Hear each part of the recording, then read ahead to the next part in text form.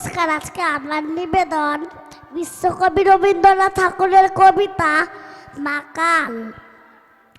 গৌরবর্ণ ধর দেহ, নাম শ্রীযুক্ত রাখাল। জন্ম তাহার হয়েছিল সেই যে বছর আকাল। গুরুমশাই বলেন তারে, বুদ্ধির একেবারে দ্বিতীয় ভাগ করতে সারা ছমাস ধরে দখল।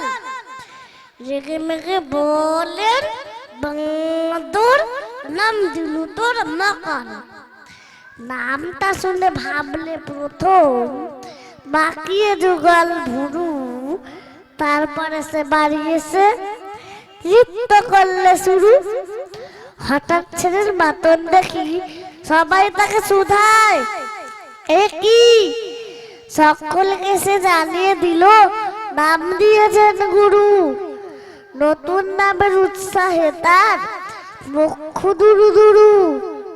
কোলের উপরে বসিয়ে দাদা বললে কানে কানে, গুরুমশাই গাল দিয়েছেন বুঝিস নে তার মানে।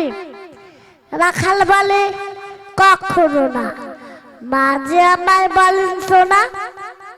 সে তো গালে নয়, সে কথা পাড়ার সবাই জানে। আচ্ছা, তুমি দেখিয়ে দেব, চলো তো এখানে। ঠেলে নিয়ে গেল তাকে পুকুর পাড়ের কাছে। বেড়ার পরে লতায় যেথা মাকাল ফুলে আছে। বললে, দাদা সত্যি বলো, শোনাচ্ছে বন্ধ হলো? তুমি শেষে বলতে কি চাও কাল ফুলেছে গাছে? মাকাল আমি বলে রাখাল দুহাত তুলে নাচে।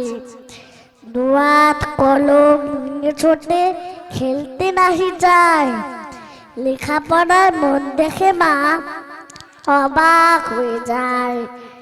খাবার বেলায় অবশেষে দেখে ছেলের কাণ্ড এসে মেঝের উপরে চুকে পড়ে খাতার পাতাটায় লাইন টেনে লিখছে শুধু মাকাল চন্দ্র রায়। নমস্কার।